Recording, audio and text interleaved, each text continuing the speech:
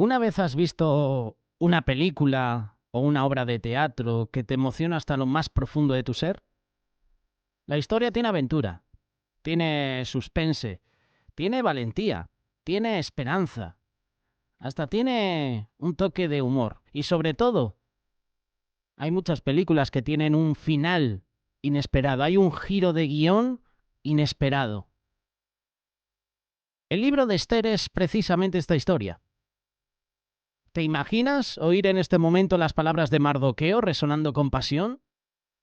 ¿Quién sabe si no has llegado al trono precisamente para un momento como este? Lo puedes encontrar en este libro de Esther, capítulo 4, versículo 14.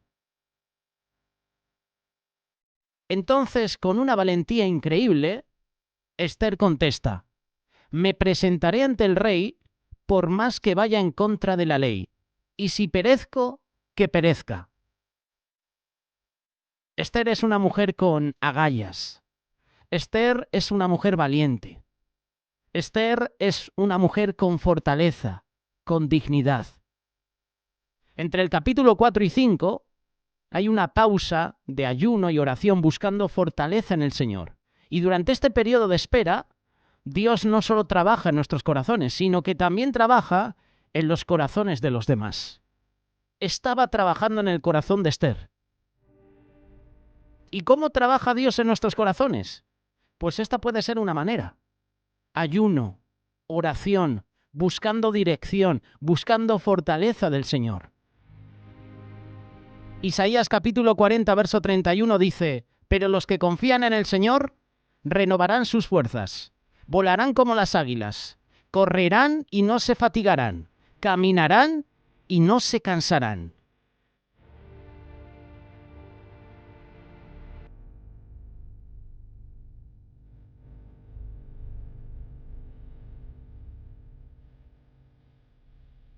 Bienvenidos a este espacio Aprendiendo de...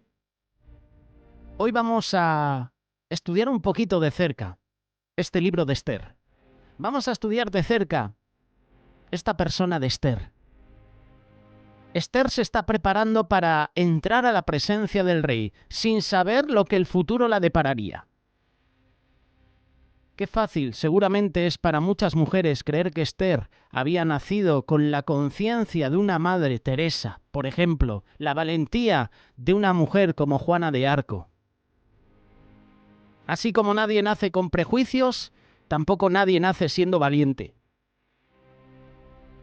¿Les estás enseñando tú, mujer, a tus hijos a dar la cara por lo que creen? ¿Estás enseñándoles a tus nietos, por ejemplo, a ser personas de carácter, pase lo que pase? ¿Estás siendo tú un ejemplo de fortaleza, valentía, dignidad? Este no solo va a ser un mensaje para mujeres, también es un mensaje para hombres. El hombre también tiene que ser valiente, tiene que tener dignidad, tiene que tener fortaleza, tiene que tener tiempo de ayuno, de oración, de buscar la presencia del Señor.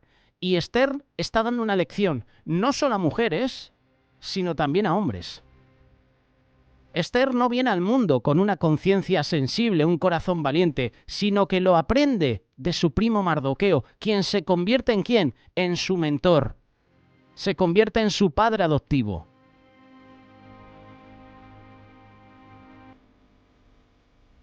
Esther capítulo 5, versículo 1. Aconteció que al tercer día se vistió Esther de su vestido real y entró en el patio interior de la casa del rey, y enfrente del aposento del rey estaba el rey también sentado en su trono, enfrente de la puerta del aposento. Y cuando vio a la reina que estaba en el patio, ella obtuvo gracia ante sus ojos, y el rey extendió a Esther el cetro de oro que tenía en la mano. Entonces vino Esther y tocó la punta del cetro. Dijo el rey: ¿qué tienes, reina Esther, y cuál es tu petición? Hasta la mitad del reino se te dará.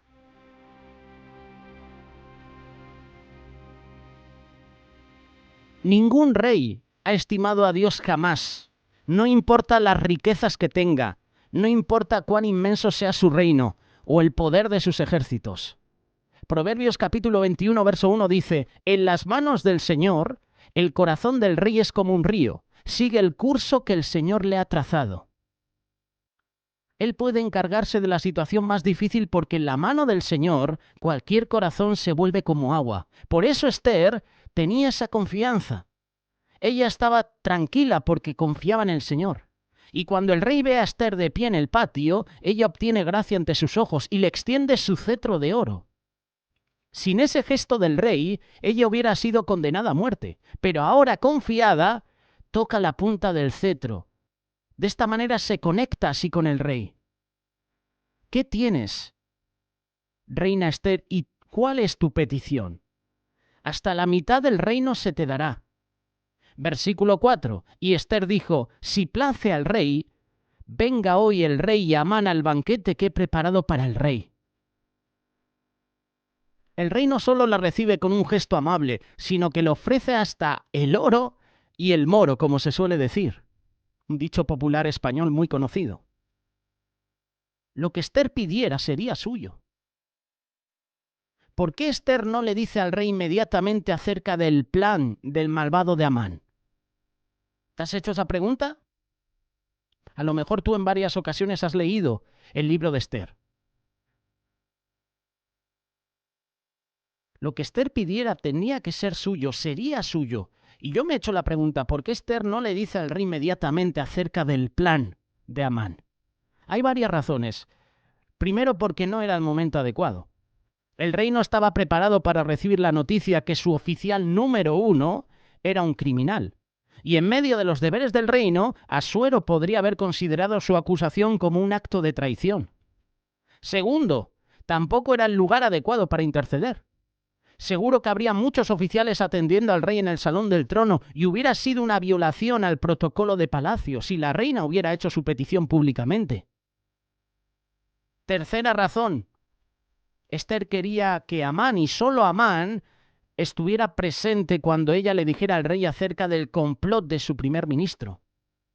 Con esa intuición femenina, Esther confiaba que Amán, al verse atrapado desprevenidamente de alguna forma, pudiera admitir su culpa e hiciera algún disparate que pondría al rey furioso. Otra razón podría haber sido que Esther no sabía nada todavía. Tenía que suceder un evento más antes de que ella pudiera compartir su dolor con el rey, y ese evento sucedería esa misma noche.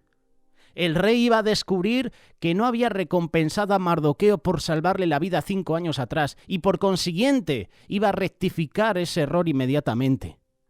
Él honraría a Mardoqueo y, sin saberlo, humillaría a Amán también.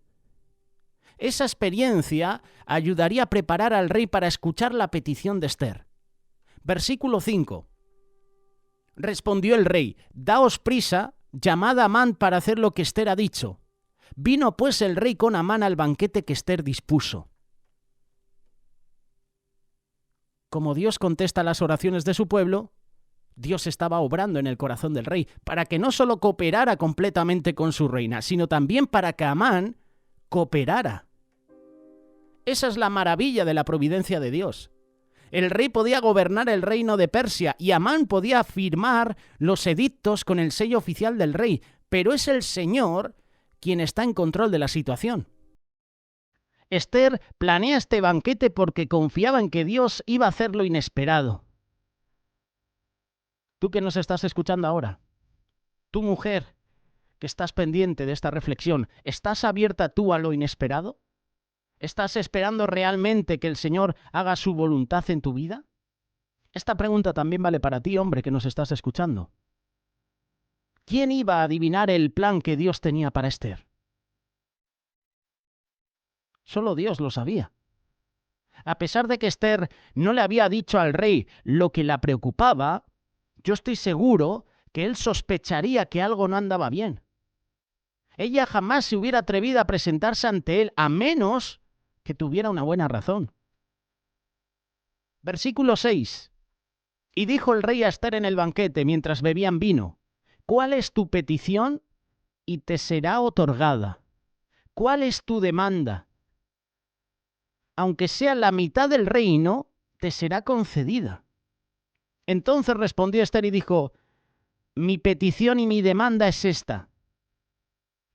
Si he hallado gracia ante los ojos del rey, y si place al rey otorgar mi petición y conceder mi demanda, que venga el rey con Amán a otro banquete que le prepararé, y mañana haré conforme a lo que el rey ha mandado. Y salió Amán aquel día contento y alegre de corazón. Y no porque hubiera bebido vino. Posiblemente también, porque según hemos leído, versículo 6, dijo el rey a Ester en el banquete mientras bebían vino. Se fue alegre de corazón Amán, contento. ¿Qué tal honor para Amán el poder asistir a un banquete especial con el rey y la reina, y nada menos que en el departamento privado de la reina? Mientras Amán comía y bebía con el rey Asuero y Ester, su confianza en sí mismo aumenta. Cuando el rey le pide a Ester que hiciera su petición delante de Amán, esto hace que el primer ministro se pusiera como un pavo real. Porque el rey y la reina estaban hablando de un asunto privado en su presencia. Amán no solo era el confidente del rey, sino que ahora también estaba compartiendo las preocupaciones personales de ¿quién? De la reina. En el banquete vemos dos evidencias más de la soberanía de Dios. La primera evidencia es que el Señor hace que Ester se reprimiera y que no le dijera al rey la verdad acerca de Amán. Había que esperar el momento preciso. El Señor estaba obrando en su vida y estaba dirigiendo lo que ella decía, aun cuando ella no se diera cuenta. Dios estaba retardando el gran descubrimiento hasta que el rey hubiera honrado a Mardoqueo. Esa es la primera evidencia. La segunda, vemos la soberanía de Dios obrando en la forma como el rey acepta esperar al segundo banquete. Monarcas como el rey Asuero no estaban acostumbrados a esperar. Como dice Proverbios capítulo 16, verso 1, el hombre propone y Dios dispone. Proverbios 19, 21 dice, el corazón humano genera muchos proyectos, pero al final prevalecen los designios del Señor. Cualquiera que hubiera sido los planes del rey Asuero para el día siguiente, serían cancelados para poder asistir al segundo banquete de la reina. El hecho de que Ester invitara a Amán al segundo banquete hace que su confianza aumentara aún más. Y eso es exactamente lo que Ester quería. Cuanto más seguridad su enemigo tuviera, más rápida sería su caída. Proverbios 28-26 dice, necio es el que confía en sí mismo. El que actúa con sabiduría se pone a salvo.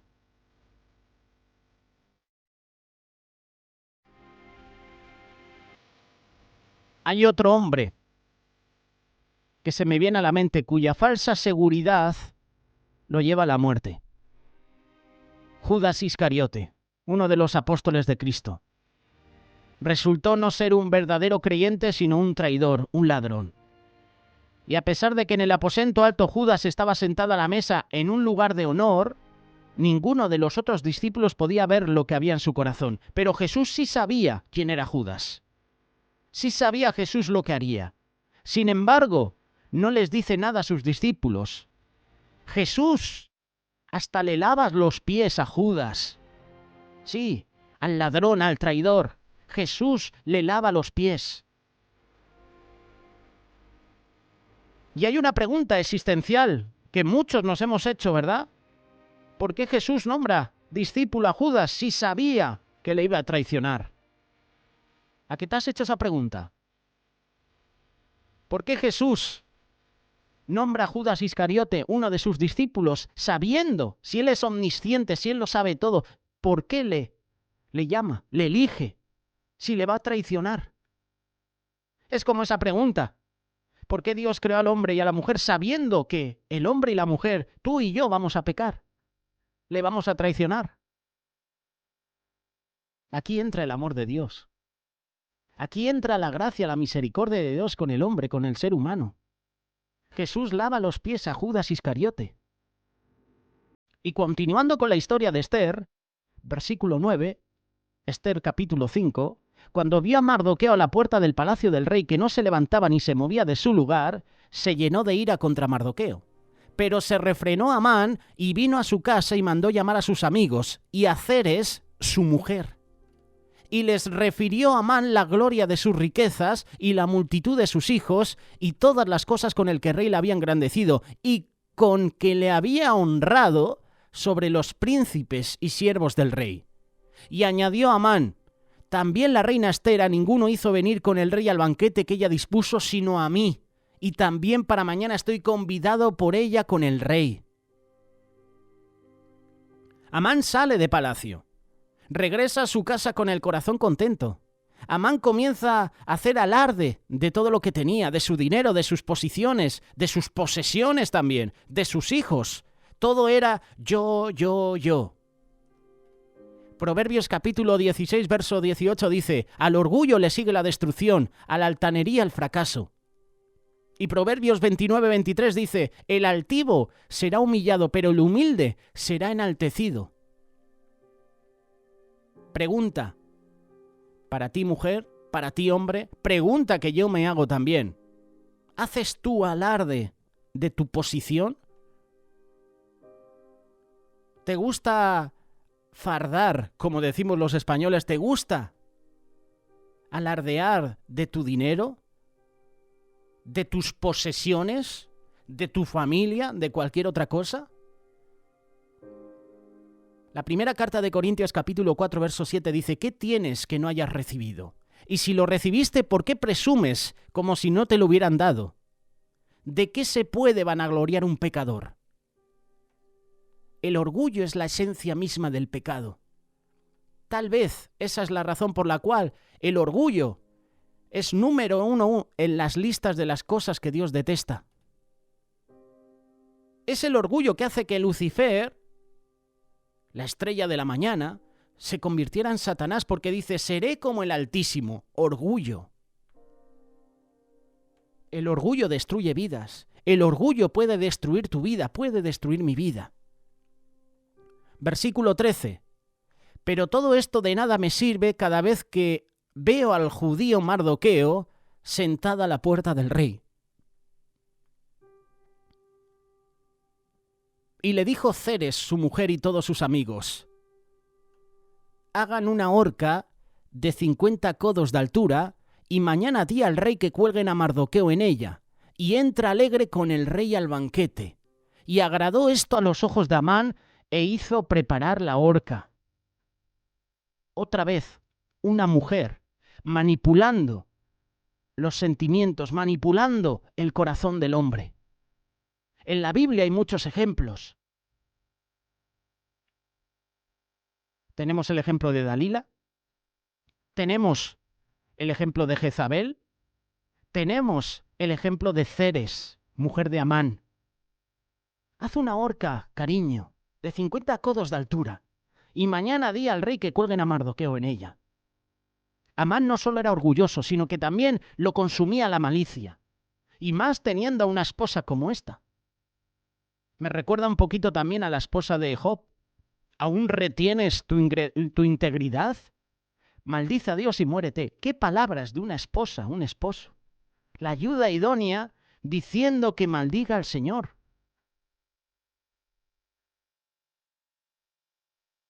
Hay otra mujer que me viene a la cabeza y es la esposa de Poncio Pilato. Esa esposa que dijo: cariño, no te metas en este asunto. Que tus decisiones no tengan que ver nada con este hombre. Hablando de Jesús. Porque he tenido sueños, he tenido pesadillas por causa de este hombre. La esposa de Poncio Pilato le estaba aconsejando que no crucificara a Jesús. Pero Poncio Pilato no escuchó la voz de su mujer. Hay muchos hombres que no escuchan el consejo de su mujer. Y son consejos prudentes, son consejos buenos, son consejos sabios, incluso pueden ser consejos que vienen de parte de Dios. Pero el hombre, en nuestro orgullo, no nos gusta que nos digan las cosas. Y Poncio Pilato no quería perder su gobierno, no quería perder su posición, quería ser ensalzado por parte del César. Si no hubiera obedecido a su mujer, la hubiera hecho caso, pero no lo hizo.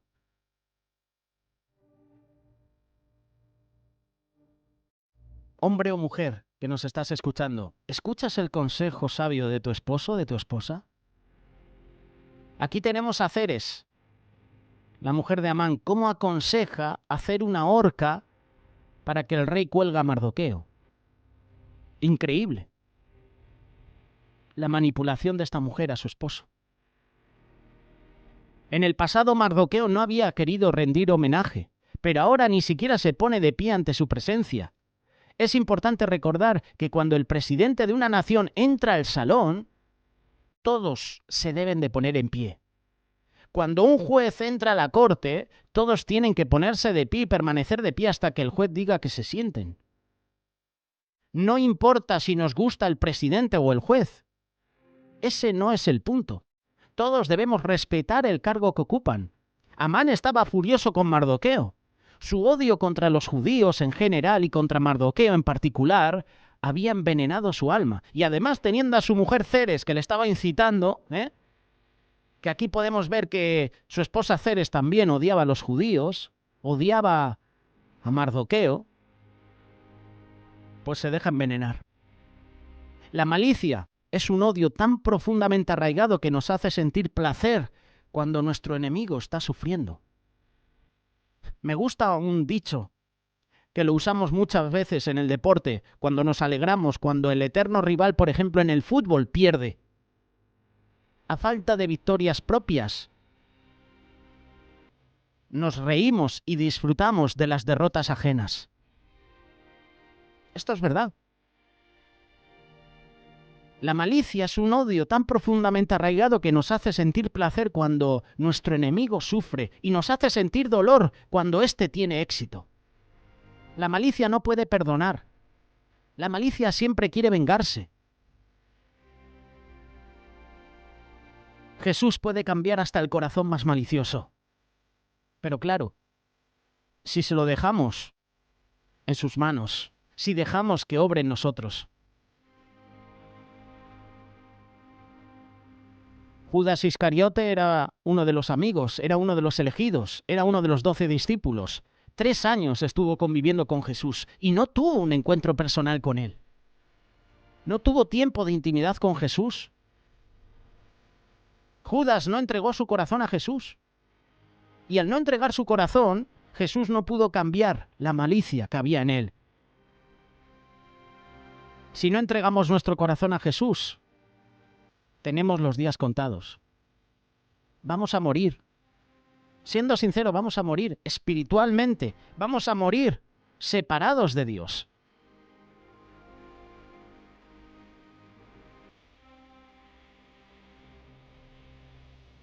El Salmo 7, verso 14 dice: miren al preñado de maldad, concibió iniquidad y parirá mentira. Versículo 15. Cavó una fosa y la hondó, y en esa misma fosa caerá. Su iniquidad se volverá contra él, su violencia recaerá sobre su cabeza. Por otro lado, Colosenses capítulo 3, verso 8 dice: abandonen todo enojo, ira, malicia, calumnia. Si una persona quiere destruirse a sí misma, la forma más rápida de hacerlo es siendo como Amán, cultivando un espíritu malicioso, un espíritu perverso. Por su odio hacia los judíos, Amán había infectado a su esposa y a sus amigos. Pero en esta ocasión su esposa también estaba infectando más aún a su marido. Estos le aconsejan a que le pidiera permiso al rey para colgar a Mardoqueo.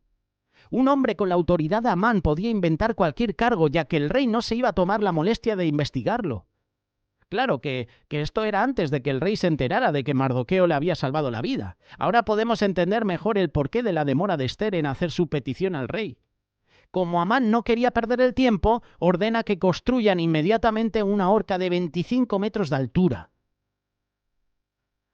El plan de Amán era obvio. Él quería usar la ejecución de Mardoqueo para intimidar a los judíos, para que supieran que el rey hablaba bien en serio cuando decreta la exterminación de los judíos. La ejecución de un judío prominente como Mardoqueo paralizaría la voluntad de los judíos en el imperio. Sin embargo, esa horca terminaría siendo el instrumento que ejecutaría al mismo Amán.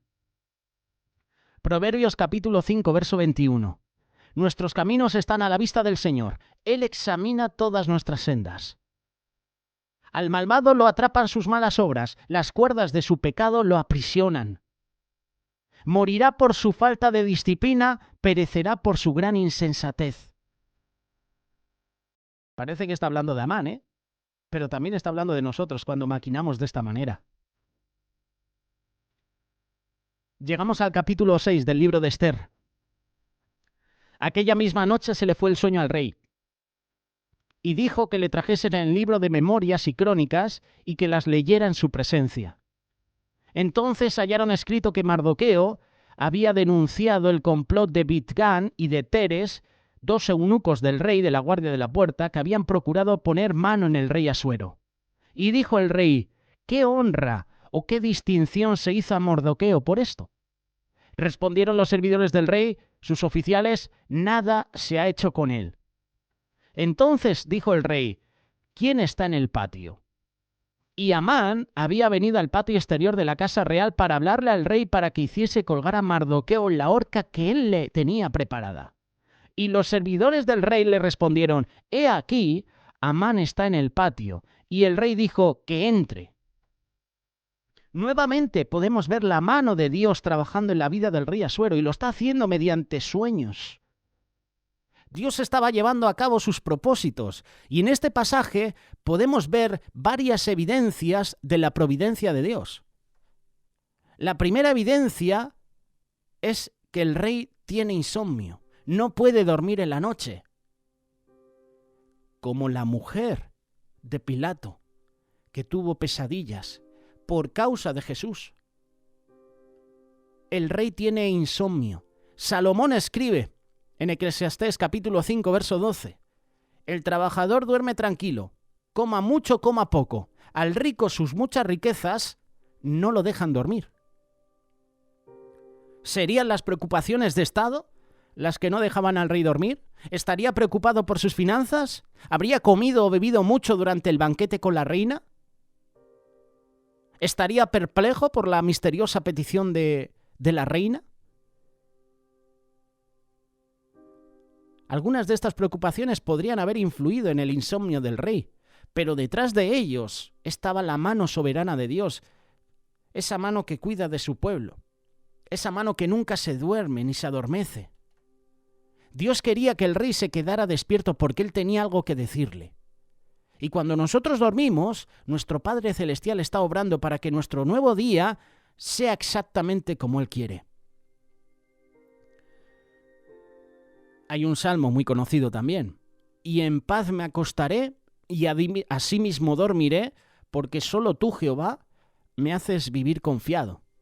Y en paz me acostaré y asimismo dormiré, porque solo tú, oh Dios, me haces vivir confiado. Lamentaciones capítulo 3, verso 22. El gran amor del Señor nunca se acaba y su compasión jamás se agota. Cada mañana se renuevan sus bondades. Grande es su fidelidad. Esta es la primera evidencia de que Dios estaba actuando. La segunda evidencia es que el rey decide cómo entretenerse. El rey Asuero tenía a su disposición muchas formas de entretenimiento. Podía haber llamado a una de sus concubinas, o él y sus guardias podían haber jugado algún juego. No sé qué juegos habría en esa época. Un parchís o una oca, lo dudo. Podía haber llamado al trovador de palacio para que le cantara una balada, pero no. El rey pide que le lean un libro. Esta es una evidencia de que Dios estaba actuando. Otra evidencia es que el oficial del rey escoge el libro. Dios dirige al rey Asuero a que preguntara por las crónicas, para que se las leyeran. Y creas o no, un libro de estas magnitudes seguramente podría ponerle a dormir a cualquiera. Dios dirige al ayudante a que sacara el mismísimo libro donde habían escrito el servicio de gran valor que Mardoqueo había hecho por el rey. 5 años atrás, 5 años antes. Habían otros libros, otros volúmenes a mano, pero es ese. el que su sirviente trae. Dios es maravilloso y Dios es el Dios de la providencia. Esta es una evidencia de que Dios también está actuando. Otra evidencia es que la demora del rey en premiar a Mardoqueo se hace vigente. 5 años. Este es el punto clave. Si Mardoqueo hubiera sido honrado hace 5 años, los eventos de este día crítico no hubieran sucedido. Los premios y los castigos eran básicos en el sistema persa para mantener la lealtad del pueblo, y era raro que un servicio meritorio no se hubiera premiado. Pero ¿cómo es que la buena acción de Mardoqueo fue escrita en las crónicas, pero fue olvidado? Fue olvidado, sí, esa recompensa, ese premio. ¿Cómo es que una buena acción está escrita en un libro, pero no es premiada, no es recompensada? No lo sabemos. Lo que sí sabemos es que Dios estaba a cargo de la situación y ya había seleccionado el día en que Mardoqueo sería honrado. ¿Está Dios a cargo de tu tiempo, de los horarios, en tu vida, en tu matrimonio, en tu iglesia? ¿Está Dios en tu tiempo? ¿Tienes tiempo para Dios? ¿Tienes tiempo para que Dios actúe en tu vida? Cuando José, el hijo de Jacob, se hace amigo del mayordomo del faraón en la prisión, le pide que lo ayude a salir de la cárcel. Y José tiene que esperar 2 años más, hasta que fuera el momento oportuno escogido por Dios. Tuvo que esperar 2 años. Y Dios decidió el día exacto en que los judíos saldrían de Egipto. Y hasta el nacimiento de Jesús, que ocurre en el día exacto que Dios había designado. Gálatas capítulo 4, verso 4 dice: pero cuando se cumplió el plazo, Dios envió a su Hijo. Increíble, ¿verdad? Seguimos viendo la providencia de Dios. Y una más. Una evidencia más. La llegada oportuna de Amán. El rey durmiendo, sufre de insomnio y justamente en el patio está Amán. Justamente el rey se despierta en el momento que Amán está en el patio. ¿Qué hacía Amán en el patio a esa hora, tan tarde, cuando el rey estaba durmiendo? Es posible que Amán se hubiera pasado la noche entera levantado, supervisando la construcción de la horca, manipulando la situación. Era bien temprano por la mañana, pero Amán quería ver al rey lo antes posible para conseguir el permiso para la ejecución de Mardoqueo. Ahora sí que los judíos temblarían. Imagínense si Amán hubiera llegado 2 horas más tarde. El rey hubiera consultado con otros consejeros y él se hubiera perdido el honor de homenajear a Mardoqueo. Dios quería que Amán se pasara el día honrando a Mardoqueo en vez de estar contemplando con satisfacción perversa el cuerpo colgado de la horca. Cuando reflexionamos acerca de las evidencias de la providencia de Dios, no nos queda de otra que ponernos de rodillas ante Dios.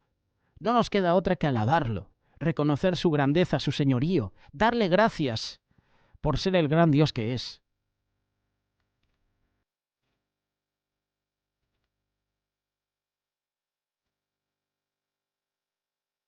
¿No es Dios misericordioso? Claro que sí. Él nos protege. La providencia de Dios es increíble. Versículo 6, capítulo 6, libro de Esther. Entró pues Amán y el rey le dijo: ¿qué se hará al hombre cuya honra desea el rey? Y dijo Amán en su corazón: ¿a quién deseará el rey honrar más que a mí? Y respondió Amán al rey: para el varón cuya honra desea el rey. Traigan el vestido real de que el rey se viste y el caballo en que el rey cabalga y la corona real que está puesta en su cabeza. Den el vestido y el caballo en mano de alguno de los príncipes más nobles del rey y vistan a aquel varón cuya honra desea el rey. Llévenlo en el caballo por la plaza de la ciudad y pregonen delante de él. Así se hará al varón cuya honra desea el rey. Entonces el rey dijo a Amán: date prisa, toma el vestido y el caballo como tú has dicho, y hazlo así con el judío Mardoqueo, que se sienta a la puerta real. No omitas nada de todo lo que has dicho. Y Amán tomó el vestido y el caballo y vistió a Mardoqueo y lo condujo a caballo por la plaza de la ciudad e hizo pregonar delante de él: así se hará al varón cuya honra desea el rey. Una cosa es entrar al salón del trono y otra cosa es ser invitado a la recámara privada del rey. Este nuevo honor hace que el orgullo y la confianza de Amán aumenten más y más. Él pensaba que estaba en control de toda situación y que la suerte de Mardoqueo quedaría sellada ese mismo día. Cuando el rey le pide consejo acerca de este asunto personal, esto lo infla aún más. Le pregunta el rey a Amán algo increíble. Lo acabamos de leer. La pregunta del rey era medio vaga. No identifica a la persona, ¿te has dado cuenta? Amán podía pensar que se refería: vamos a vestir a Mardoqueo para colgarle. En su orgullo, Amán deduce que el rey estaba hablando de él.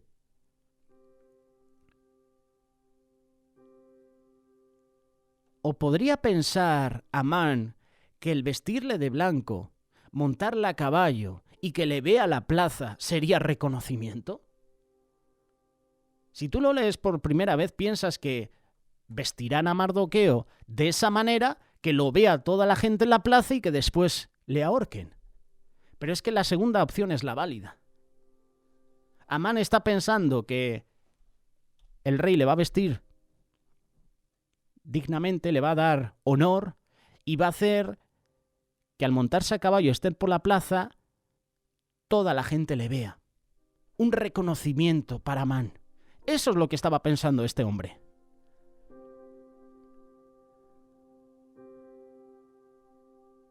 Amán deduce que el rey estaba hablando de él. Y después de todo, ¿qué otro hombre en el imperio merecería ser reconocido por el rey? Eso es lo que pensaba Amán. De pensar cómo le había insultado Mardoqueo, su venganza sería doble. Mardoqueo vería primero que Amán era honrado por el rey y luego colgaría de la horca. Y en el momento cumbre, cuando llegaría el final del día, Amán estaría cenando tranquilamente con el rey y la reina. Lo que Amán no sabía era que, antes de que cayera el sol, la situación terminaría totalmente al revés. Amán tendría que honrar a Mardoqueo delante de la gente de la ciudad. El banquete de Ester terminaría con la revelación de que Amán era un traidor y, por último, que Amán, no Mardoqueo, terminaría en la horca.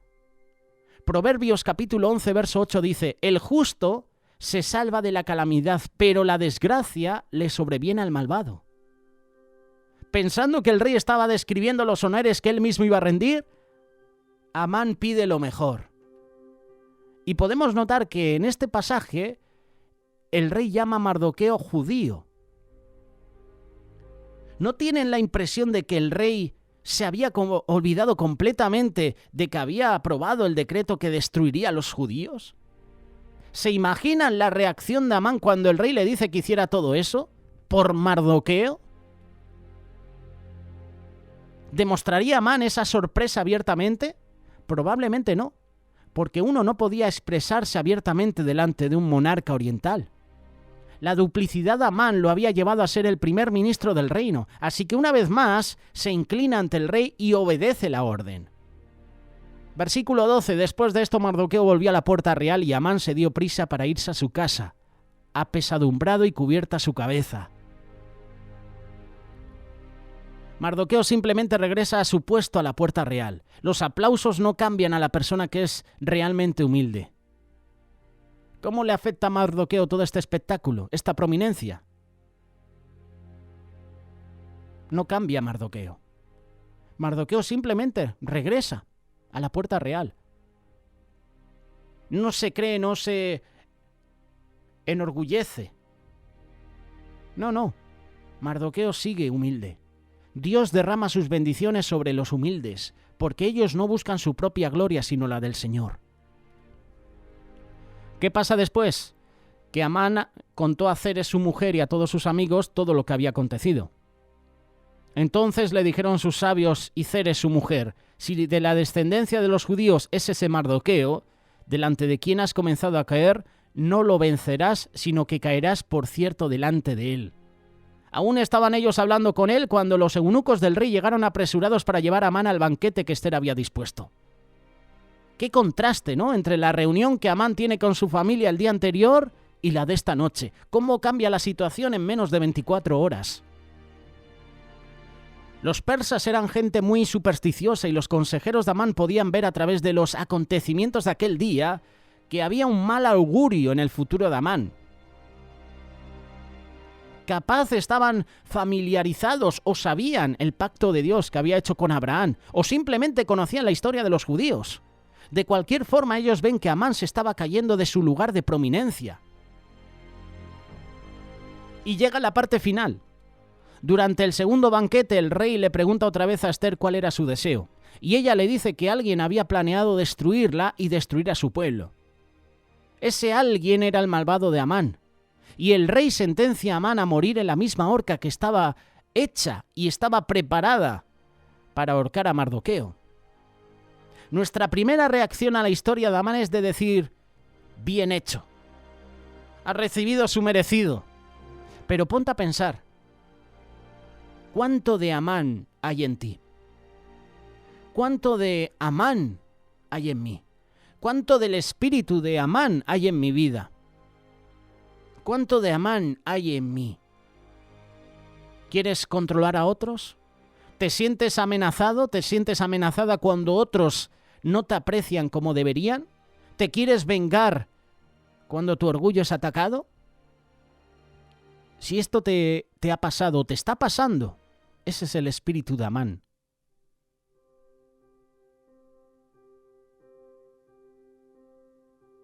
En esta historia vemos que el orgullo y la malicia llevan a un hombre a su muerte. Hay tanto de Amán en nosotros. Hay tanto de Amán en nuestra vida. Hay tanto de Amán en nuestros gobiernos, en nuestras naciones, en nuestros países, en nuestra familia, en nuestra iglesia. Hay tanto de Amán en nosotros. Señor, ayúdanos a ser humildes, bondadosos, perdonadores. Ayúdanos a no ser hombres y mujeres controladores. Señor, tú llevaste a Ester al reino persa para hacer tu obra. Y tú nos llevas a tu reino para hacer tu obra. Tú nos has salvado y nos has traído a tu reino, precisamente para un momento como este. Hermano y hermana que estás escuchando esta reflexión, que el Señor nos dé fuerzas para mantenernos firmes, aun cuando nos encontramos solos en decisiones difíciles. Que el Señor nos dé valor, sin importar el precio que tengamos que pagar. Que Dios nos dé valentía para decir como Ester, si perezco, que perezca. Sea glorificado el nombre de Jesús. Que el Señor nos dé la valentía que tuvo Ester.